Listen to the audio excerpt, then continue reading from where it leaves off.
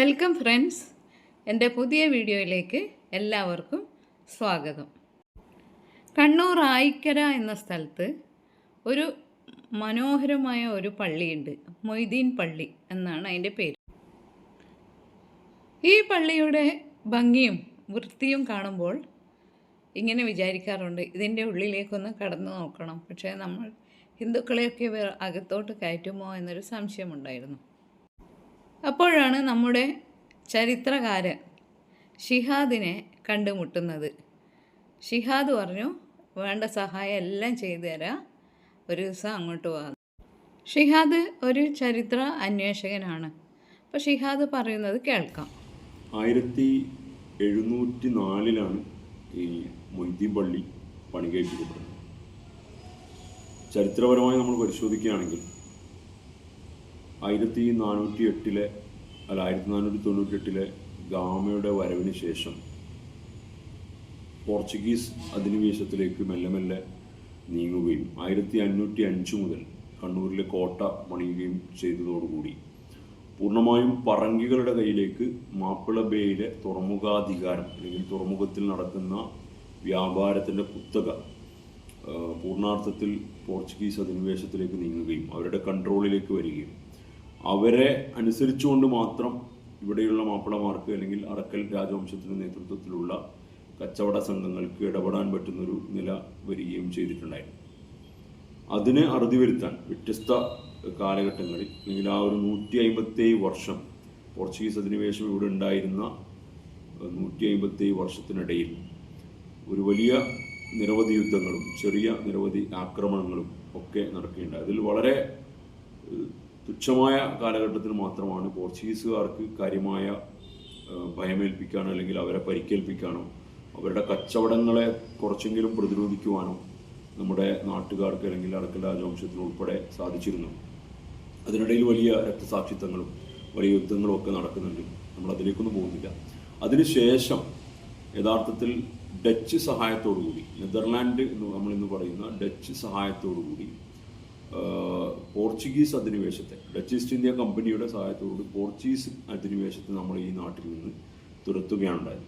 തുടർന്ന് അറക്കലുമായും അല്ലെങ്കിൽ ഇവിടെയുള്ള മാപ്പിള കച്ചവടക്കാരുമായും ഒക്കെയുള്ള ഡച്ചുകാരുടെ ഒരു വലിയ ഒരു ഐക്യപ്പെടൽ അല്ലെങ്കിൽ അവർ കച്ചവടത്തിലൊരു വലിയ രീതിയിൽ നമ്മളോട് ചേർന്ന് നിൽക്കുകയും അതിനെ തുടർന്നുണ്ടാകുന്ന വർഷങ്ങളിലാണ് 1704 കാലഘട്ടത്തിലാണ് ഈ പള്ളി എസ്റ്റാബ്ലിഷ് ചെയ്യപ്പെടുന്നത്. അപ്പോൾ അതിനു മുമ്പ് ഇതിൻ്റെ വർക്ക് നടക്കുന്നതായിട്ട് നമ്മൾ മനസ്സിലാക്കുന്നു. ഈ സ്ഥലം അതുകൊണ്ട് തന്നെ ഇതിലൊരു ഈ ഡച്ച് ആർക്കിടെക്ചർ ഇൻഫ്ലുവൻസ് നമുക്ക് ഈ പള്ളിയിൽ കാണാൻ പറ്റും. ഒരു പക്ഷേ അറക്കൽ രാജവംശമാണ് ഇത് നിർമ്മിക്കുന്നതെങ്കിൽ കൂടി ഡച്ച് ഇൻഫ്ലുവൻസ്, അതായത് ഇവിടെ സ്വാധീനത്തിലുണ്ടായിരുന്ന ആർക്കിടെക്റ്റുകളോ എഞ്ചിനീയർമാരോ ഒക്കെ വർക്ക് ചെയ്തുകൊണ്ടാണ് ഈ പള്ളിയുടെ പണി പൂർത്തീകരിച്ചിരിക്കുന്നത്. ഇതിൻ്റെ നിർമ്മാണത്തിൽ തന്നെ നമ്മൾ ഇതിൻ്റെ ആർക്കിടെക്ചർ ഫീച്ചറുകളിൽ നമ്മൾ നോക്കിക്കഴിഞ്ഞാൽ ഇതിൻ്റെ ഫ്ലോർ ടൈലുകൾ ഉപയോഗിച്ചിരിക്കുന്നത് കാണാൻ പറ്റും. ഫ്രാൻസിൽ നിന്ന് കൊണ്ടുവന്നിട്ടുള്ള ഫ്ലോർ ടൈലുകൾ നമുക്ക് കാണാൻ പറ്റും. അതുപോലെ തന്നെ ഓസ്ട്രിയയിൽ നിന്ന് കൊണ്ടുവന്നിട്ടുള്ള തൂക്കുവിളക്കുകൾ നമുക്ക് കാണാൻ പറ്റും. അതുപോലെ ജർമ്മനിയിൽ തന്നെ നിർമ്മിച്ചിട്ടുള്ള ഓടുകൾ, അതായത് റൂഫ് ടൈലുകൾ നമുക്ക് കാണാൻ പറ്റും. അങ്ങനെ വ്യത്യസ്ത തരത്തിലുള്ള യൂറോപ്യൻ സെഗ്മെൻറ്റുകൾ അല്ലെങ്കിൽ യൂറോപ്യൻ എലമെൻറ്റുകൾ നമുക്ക് കാണാൻ പറ്റും. അതുപോലെ തന്നെ നമ്മൾ പ്രാദേശികമായി അവൈലബിൾ ആയിട്ടുള്ള നല്ല തേക്ക് മരം ഉപയോഗിച്ചുകൊണ്ടുള്ള വാതിലുകളും ജനലുകളും അതുപോലെ തന്നെ മച്ചും ഉൾപ്പെടെയുള്ള മേൽക്കൂരകൾ ഉൾപ്പെടെയുള്ള അതിൻ്റെ മറ്റു നിർമ്മാണ പ്രക്രിയകളൊക്കെ നല്ല ഇന്ത്യ ഇനം തേക്ക് ഉപയോഗിച്ചാണ് നിർമ്മിച്ചിരിക്കുന്നതെന്ന് കാണാൻ കഴിയും. ഇപ്പോഴും നമുക്കതിൻ്റെ പെർഫെക്ഷൻ നമുക്കിപ്പോഴും അത് വായിച്ചെടുക്കാനും റീഡ് ചെയ്യാനും ഒക്കെ പറ്റുന്ന രീതിയിലാണ് ഉള്ളത്. ഇനി ഇതിൻ്റെ നിർമ്മാണ കാലഘട്ടത്തെക്കുറിച്ച് കൃത്യമായി പറയാൻ കാരണം നമുക്ക് കാണാൻ പറ്റും പള്ളിയുടെ കയറുന്ന ഭാഗത്ത് തന്നെയുള്ള മരത്തിൽ, ഇതും തേക്ക് മരത്തിൽ തന്നെയാണ്, അതിൽ കൊത്തിവെച്ച രീതിയിൽ വളരെ കൃത്യമായി 1704 എന്ന് പറയുന്ന, അത് ഹിജ്റ 1116 വർഷത്തിലാണ് ഇത് എസ്റ്റാബ്ലിഷ് ചെയ്തതെന്നുള്ളത് വളരെ കൃത്യമായി എഴുതി വെച്ചതായി കൊത്തിവെച്ചതായി നമുക്ക് കാണാൻ സാധിക്കുന്നു എന്നുള്ളതാണ്. ഈ പള്ളിയുടെ നമ്മൾ നേരത്തെ തന്നെ സംസാരിക്കുമ്പോൾ പറഞ്ഞിരുന്നു, ഈ പള്ളിയുടെ പ്രത്യേകത ഒരു നമസ്കരിക്കാനുള്ള പള്ളി എന്നതിനേക്കാൾ ഉപരി പൊളിറ്റിക്കലി എക്കണോമിക്കലി മാപ്പിളമാരുടെ ഡോമിനൻസ് മാപ്പിള ബേയിൽ തുറമുഖത്ത് തിരിച്ചു വന്നിരിക്കുന്നു എന്നതിൻ്റെ ഒരു പ്രഖ്യാപിത ശില്പമായിട്ടാണ് നമ്മളിതിനെ മനസ്സിലാക്കുന്നത്. അതിന് ഇതുകൊണ്ട് തന്നെ ഒരു സോഷ്യോ പൊളിറ്റിക്കൽ എലമെൻറ്റ് ഈ പള്ളിക്കുണ്ട് എന്നുള്ളതാണ് ചരിത്രപരമായി നമുക്ക് കാണാൻ കഴിയുന്നത്. അതുകൊണ്ട് തന്നെ ഈ പള്ളിയുടെ നിർമ്മാണം എന്ന് പറയുന്നത് കുറച്ച് ആളുകൾ നമസ്കരിക്കുക എന്നുള്ളതല്ല, മറിച്ച് മാപ്പിള ബേ എന്ന് പറയുന്ന തുറമുഖത്ത് മുസ്ലിം ഡോമിനൻസ് അല്ലെങ്കിൽ ആ ഒരു അധിനിവേശത്തെ ചെറുത്ത് നിന്നുകൊണ്ടുള്ള ഒരു പുതിയൊരു കാലഘട്ടം ആരംഭിച്ചിരിക്കുന്നു എന്നുള്ളൊരു പ്രഖ്യാപനം ഇതിലുണ്ട്. അതിൻ്റെ ഒരു പ്രൗഢിയും ഗരിമയും നിലനിർത്തിക്കൊണ്ടാണ് അവരത് നിർമ്മിച്ചിട്ടുള്ളത് എന്നാണ് നമുക്ക് കാണാൻ കഴിയുന്നത്. ഇനി നമുക്ക് പള്ളിയുടെ ഉള്ളറകളിലേക്ക് പോകാം. ഷിഹാദ് എനിക്ക് ഓരോ സ്ഥലവും കാണിച്ചു തന്ന് പരിചയപ്പെടുത്തുകയാണ്. അപ്പോൾ പള്ളിയുടെ മുകളിൽ ഈ പുല്ല് വളർന്ന ഈ സ്ഥലം ദൂരെയുള്ള കാര്യങ്ങൾ നോക്കിക്കാണാൻ വേണ്ടിയാണ്. ഇപ്പോൾ മഴക്കാലമായതുകൊണ്ട് ആകെ പുല്ല് വളർന്ന് കിടക്കുകയാണ്. ഇനി ഇവിടുത്തെ കിണർ കാണാം. കിണറിൽ വളരെ സുതാര്യമായ കണ്ണീര് പോലത്തെ തെളിഞ്ഞ വെള്ളം. അതിങ്ങനെ നോക്കി കാണുമ്പോൾ തന്നെ ഒരു സന്തോഷം തോന്നും. എന്തൊരു ചില്ലുജാലകം പോലെ മനോഹരം.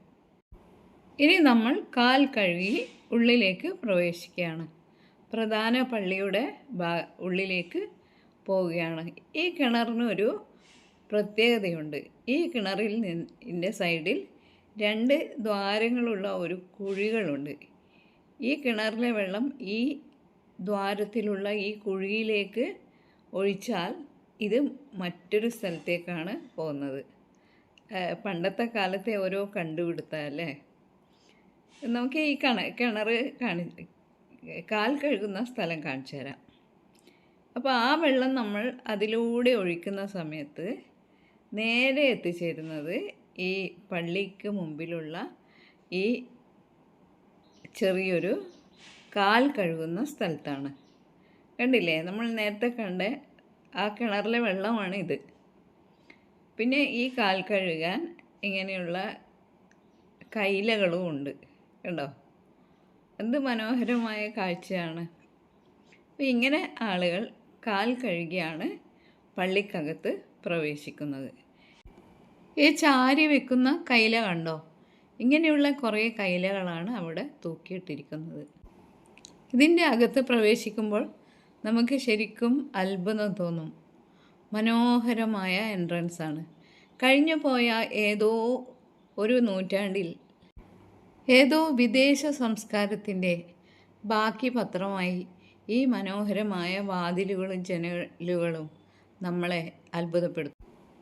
ഇനി നമുക്ക് ഇതിൻ്റെ മുകളിൽ എഴുതി വെച്ചത് ഈ പള്ളിയെ പറ്റിയുള്ള ചരിത്രരേഖകളാണ്.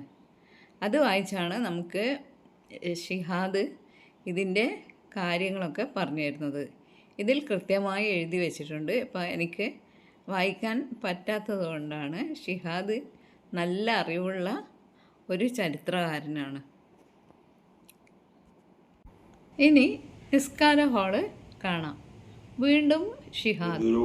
നമസ്കരിക്കാനുള്ള പള്ളി എന്നതിനേക്കാൾ ഉപരി പൊളിറ്റിക്കലി എക്കണോമിക്കലി മാപ്പിളമാരുടെ ഡോമിനൻസ് മാപ്പിള ബേ തുറമുഖത്ത് തിരിച്ചു വന്നിരിക്കുന്നു എന്നതിൻ്റെ ഒരു പ്രഖ്യാപിത ശില്പമായിട്ടാണ് നമ്മളിതിനെ മനസ്സിലാക്കുന്നത്. അതിന് ഇതുകൊണ്ട് തന്നെ ഒരു സോഷ്യോ പൊളിറ്റിക്കൽ എലമെൻ്റ് ഈ പള്ളിക്കുണ്ട് എന്നുള്ളതാണ് ചരിത്രപരമായി നമുക്ക് കാണാൻ കഴിയുന്നത്. അതുകൊണ്ട് തന്നെ ഈ പള്ളിയുടെ നിർമ്മാണം എന്ന് പറയുന്നത് കുറച്ച് ആളുകൾ നമസ്കരിക്കുക എന്നുള്ളതല്ല, മറിച്ച് മാപ്പിള ബേ എന്ന് പറയുന്ന തുറമുഖത്ത് മുസ്ലിം ഡോമിനൻസ് അല്ലെങ്കിൽ ആ ഒരു അധിനിവേശത്തെ ചെറുത്ത് നിന്നുകൊണ്ടുള്ള ഒരു പുതിയൊരു കാലഘട്ടം ആരംഭിച്ചിരിക്കുന്നു എന്നുള്ളൊരു പ്രഖ്യാപനം ഇതിലുണ്ട്. അതിൻ്റെ ഒരു പ്രൗഢിയും ഗരിമയും നിലനിർത്തിക്കൊണ്ടാണ് അവരത് നിർമ്മിച്ചിട്ടുള്ളത് എന്നാണ് നമുക്ക് കാണാൻ കഴിയുന്നത്. ഇനി നമുക്ക് ഇവരുടെ നിസ്കാര റൂം കാണാം. എന്ത് മനോഹരമാണ്. കഴിഞ്ഞുപോയ ഏതോ ഡച്ച് സംസ്കാരത്തിൻ്റെ ബാക്കി പത്രം പോലെ തോന്നുന്നു. എല്ലാവർക്കും ഒരുമിച്ചിരുന്ന് നിസ്കരിക്കാൻ പറ്റിയ സൗകര്യമാണ് ഈ പള്ളിക്കകത്തുള്ളത്. ഇനിയും ചരിത്ര ഗവേഷകനായ ഷിഹാദ് നമുക്ക് പലതും കാണിച്ചു തരുന്നുണ്ട്. നോക്കാം. ഇതെന്താ വെച്ചാൽ പൈസ ഇട്ട് വെക്കുന്ന പണ്ടാരം പഴയൊരു, ഇതും യൂറോപ്യനാണ്. ഇതൊന്നും നമ്മുടെ നാട്ടിൽ അന്ന് ഈ സിസ്റ്റം ഒന്നും ഉണ്ടായിരുന്നില്ല. അപ്പോൾ ഇത് യൂറോപ്യൻ ദേവാലയങ്ങളിലൊക്കെ കാണുന്ന, ചർച്ചകളിലൊക്കെ കാണുന്ന കോലത്തിലാണ് അവരന്ന് പണി കഴിപ്പിച്ചത്. ഇത് പഴയതും പുതിയതുമായ മതഗ്രന്ഥങ്ങൾ. പള്ളിയുടെ സെൻട്രൽ ഹാളിൽ ഇരിക്കുമ്പോൾ അവിടുത്തെ ഇപ്പോഴത്തെ ഇമാമായ നിസാർ എന്നാണ് പറഞ്ഞത്. അദ്ദേഹത്തെ കണ്ടു പരിചയപ്പെട്ടു. ആ റൂമിൻ്റെ ചുറ്റിലും പഴയ വിദേശ സംസ്കാരം വിളിച്ചുണർത്തുന്ന വിളക്കുകളും ഫാനുകളും. പള്ളിയുടെ 2 വശത്തായി മിനാരങ്ങളുണ്ട്. അതിൻ്റെ ഉള്ളിലൂടെ സ്റ്റെപ്പിൽ കയറി മുകളിലെത്താം. സ്റ്റീലിൻ്റെ ആൻഡ്രയിലാണ് നിങ്ങളിപ്പോൾ കാണുന്നത്. മുകളിൽ കാണുന്ന ആൻഡ്രയിൽ സ്റ്റീലിൻ്റെ ആൻഡ്രയിലാണ്. പുറത്തിറങ്ങാൻ പറ്റുമെന്ന് പറഞ്ഞാൽ വെറുതെ ഇറങ്ങലല്ല, പിന്നെ സമുദ്ര നിരീക്ഷണവുമായി ബന്ധപ്പെട്ടൊക്കെ തുറമുഖ നിരീക്ഷണം, സമുദ്രത്തേക്കാൾ തുറമുഖത്തിൽ നടക്കുന്ന കാര്യങ്ങൾ നിരീക്ഷിക്കുക എന്നുള്ളതാണ്. ഏറ്റവും ദൂരെയുള്ള കാര്യങ്ങൾ നിരീക്ഷിക്കാനാണ് ഈ മിനാരങ്ങളെന്ന് ഷിഹാദ് പറഞ്ഞുവല്ലോ. സൈഡിലായി സ്ത്രീകൾക്ക് പ്രാർത്ഥിക്കാനുള്ള സൗകര്യങ്ങൾ ഒരുക്കിയിട്ടുണ്ട്. ഇവിടെ ഏത് മതക്കാർക്കും ഉള്ളിലോട്ട് വരാം, ഒരു റെസ്ട്രിക്ഷനും ഇല്ല. നേരെ തൊട്ടടുത്ത് ആയിക്കര മത്സ്യബന്ധന തുറമുഖമാണ്. ഈ പള്ളിയെപ്പറ്റി മതപരമായ കാര്യങ്ങളല്ല ഞാൻ സംസാരിക്കുന്നത്. നമ്മുടെ പഴയ സംസ്കാരങ്ങൾ ഇപ്പോഴും നശിപ്പിക്കാതെ മെയിൻറ്റെയിൻ ചെയ്യുന്നു എന്നാണ് നിങ്ങൾ അറിയേണ്ടത്. അപ്പോൾ നിങ്ങൾക്കറിയാനുള്ള എല്ലാ കാര്യങ്ങളും ഷിഹാദ് എന്ന പണ്ഡിതൻ പറഞ്ഞു തന്നല്ലോ. അപ്പോൾ നമുക്ക് മറ്റൊരു വീഡിയോയുമായി ഉടനെ വരാം. അതുവരെ ഗുഡ് ബൈ. താങ്ക്സ് ഷിഹാദ്.